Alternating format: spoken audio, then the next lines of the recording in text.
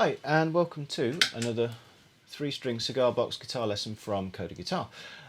So here we're looking at more of a sort of intermediate or improver level blues.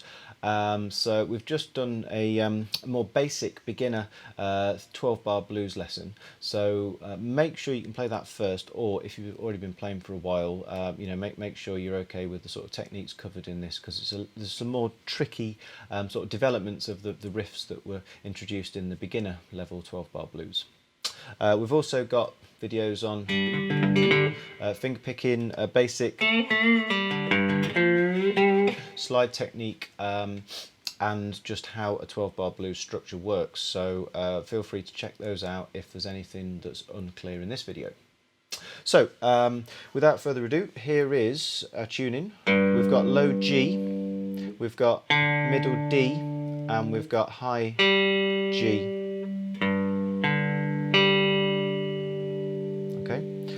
So we're playing a blues in G.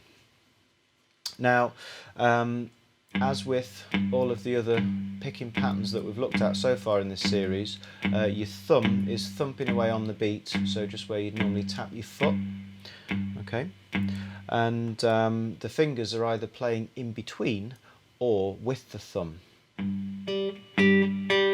the basic pattern is thumb, index, middle, index, and the middle is with the thumb. It's called a pull. So it's thumb, finger, pull, finger. Okay. Now, so the basic riff here is thumb, open, little grace note slide into fret 3 on the pull, and then a finger, index finger on the open again.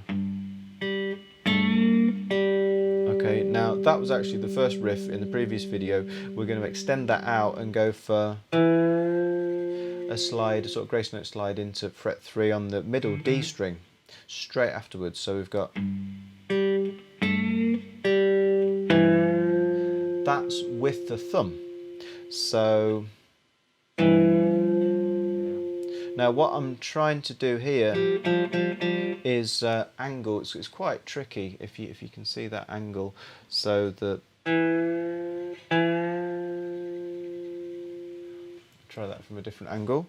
So because what I'm trying to do is I'm trying to get the slide onto the middle string without catching the high G. So I'm angled back this way so that I'm just catching the high G, but then I'm angled the other way when I go onto the D string. So do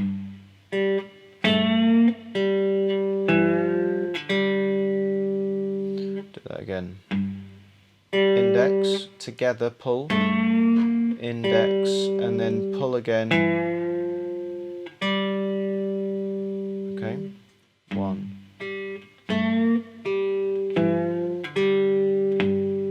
And then another thumb straight afterwards. So it's thumb, finger, pull, finger, pull, finger, thumb. We can even do another finger right at the end. So I might, you can play the D string right there. That's what we call at the end of 4 beats, 1 bar.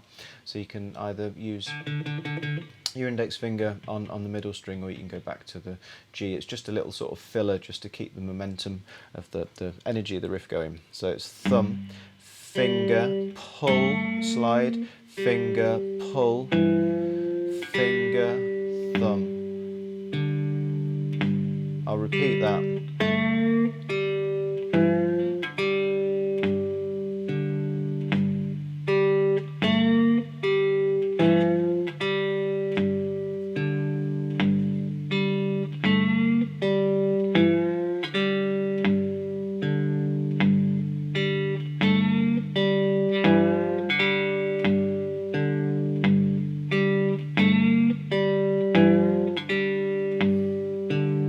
So that's the main sort of groove, really. That's probably the most technically challenging part of it. Once you've got your picking, that is, because that angle to that angle. So we do that once, and in bar 2,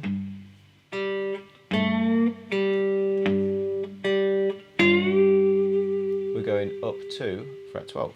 So that's the same as the previous beginner blues riff. So that's finger, pull, thumb, finger, 10 to 12 on the high G, and that's a pull. So together with your thumb.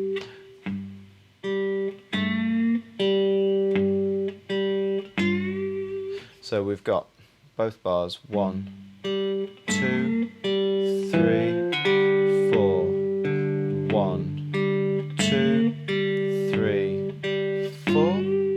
Do it again. 2, 4, 1, 2, 3. Okay. So what you can sometimes do in blues is you can do, or in other styles, but particularly it's a very bluesy sound, if you step up to a chord change. So I'm doing this on the low G, the thickest string. So again, I'm angled this way so that I'm not catching the other strings. So I can go play the normal riff that you just played, and then I can step up to C, which is the next chord in the blues cycle. So I'll just play from the very beginning so you can hear that in context. So it's 1, 2, 3, 4, 1, 2, 3, 4. There's 2 bars. Here's the third bar. Then 1, 2, 3, 4 into C. So all I'm doing there is just thumb, finger, thumb, finger, thumb, finger, thumb, finger into C. Okay. So that's just on the G and the G strings. So when we get to C, we're playing a very similar pattern, 1, 2, but I'm just to give it a bit of variation, I'm going to be playing the high G and the middle D with my fingers. So it's thumb, middle, thumb, index, or strings G, high G, G, D. Now, in the sort of basic slide technique video, different ways that you can embellish notes with the slide. One of the things I was saying, I mean, there's like vibrato, which I'm doing, you know, when you get used to playing a riff, you can really sort of bring it to life by doing that. But also, we can do a pull-off. So that is where we, basically, your wrist, or your elbow rather, flicks your wrist down like that. So you keep your fingers pretty straight, and they flick off like that. Okay, so I'm going like this. 1, 2. I'm going to play the 2 G strings together and then slide straight off, or pull straight off. So 1, 2, and then I'll play a note in between. I'll play the high G, it sounds better. So we've got thumb, middle, thumb, index together, pull off, and then play the open G again, and then straight afterwards I'm gonna grace note slide into fret 3. And again I'm just playing the 2 G strings here, and then I'll play an open afterwards. So it's 1, 2, pull off, open, slide.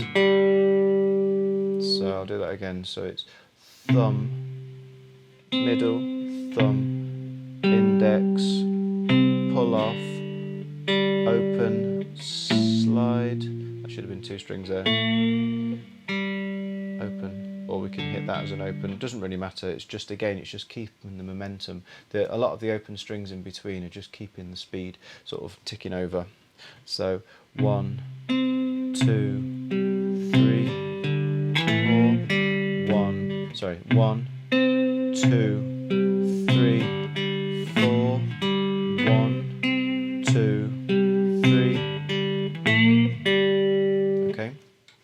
So your typical 12-bar structure, we play 2 bars of C, so we're just going to do that twice, but at the end we're just going to finish on just that slide in to fret 3, that B flat note. So that is beat 4, so it's just sort of concluding, it's a bit more of a definite ending.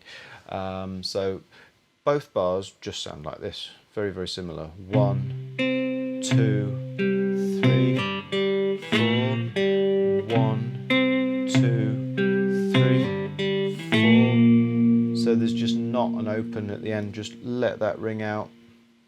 And then we're back to the first G riff again. 1, 2,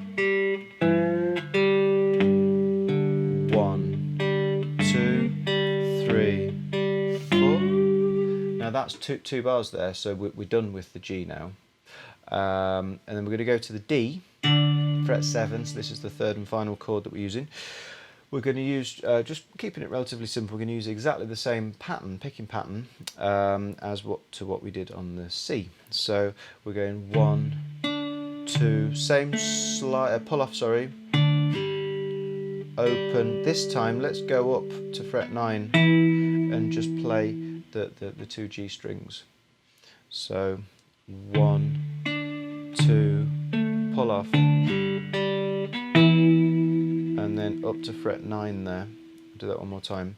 1, 2, 3. Let's use the same pattern on C.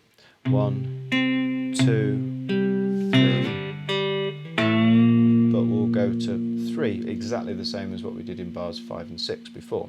Okay. So that was bars 9 and 10 there.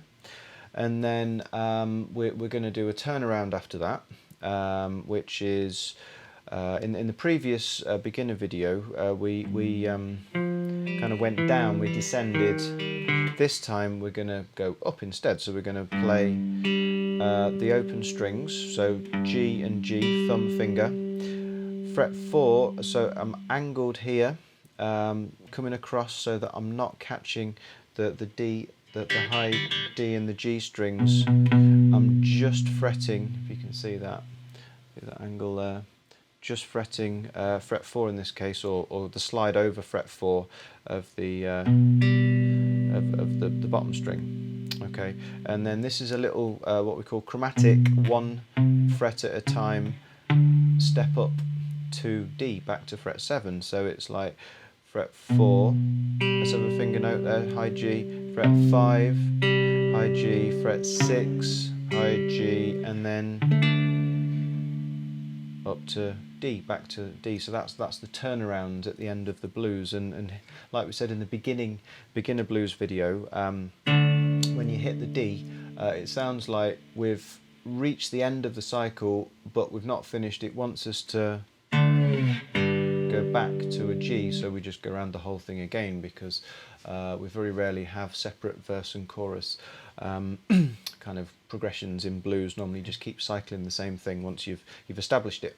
Okay, so here we go, last 4 bars are like this: 2, 3, 4, 1, 2, 3, 4, 1, 2, 3, 1, 2, 3, 4, 1, 2, 3, 4, and right at the end on that D, I'm just going to be alternating between the thumb and the fingers. So that's going to be something like thumb, middle, thumb, index, thumb, middle, thumb.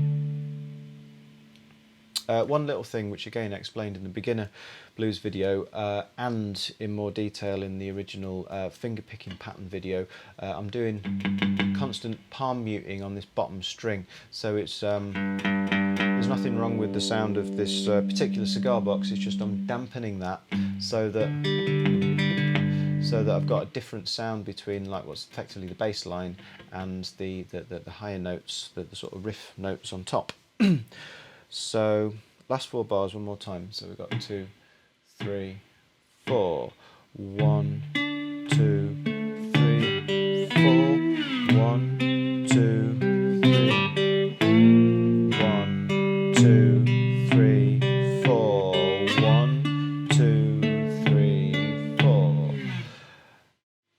Okay, so that's the full 12 bar.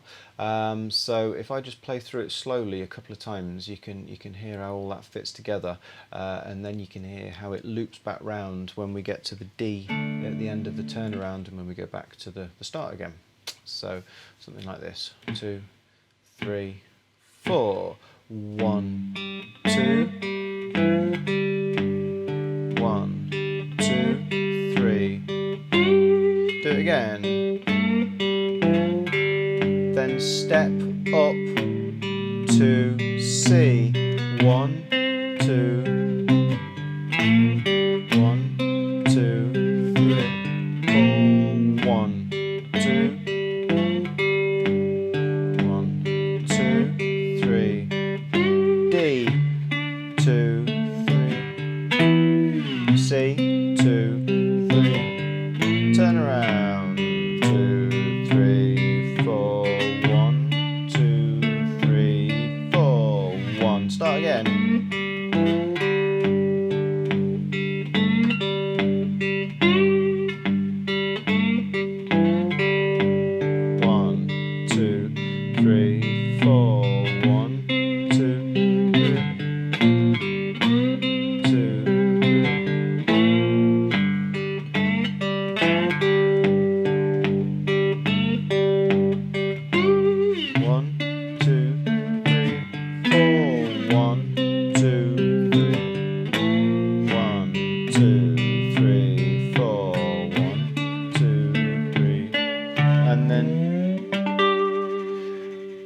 Conclude it, because we've got to finish at some point, we can't keep cycling it. Instead of just resolving on the D, we can still go up to the D, because this step up is definitely going to a D, but let's just go up to fret 12, which is, as explained before, the octave of the open strings. So if that's a G or a G power chord, that is also a G. So it's a nice way to finish it off.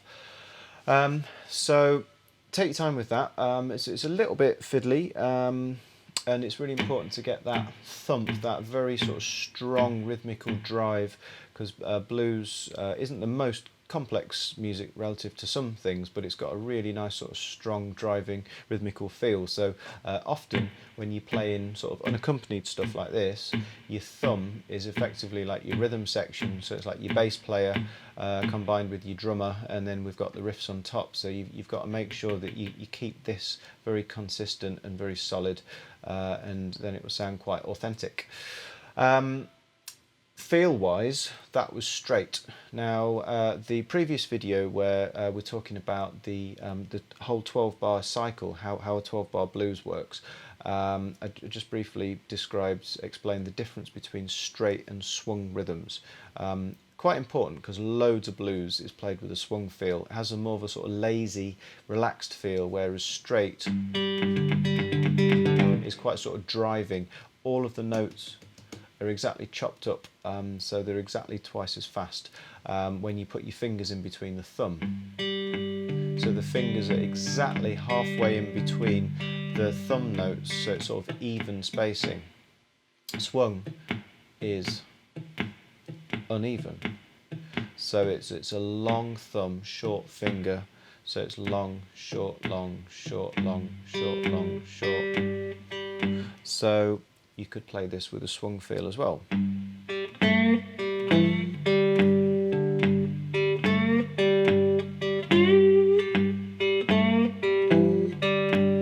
Step up.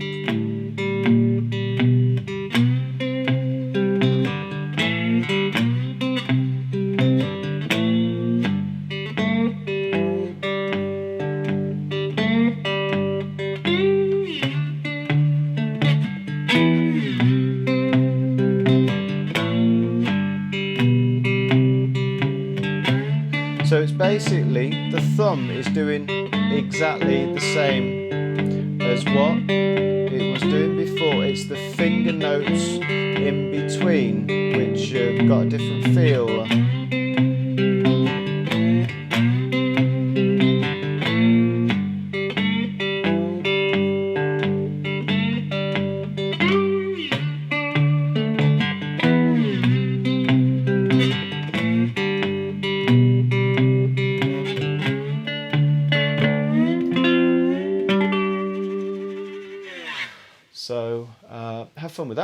blues is very improvised, so this is all set, but if you check out the other slide video, which is talking about using the minor pentatonic scale,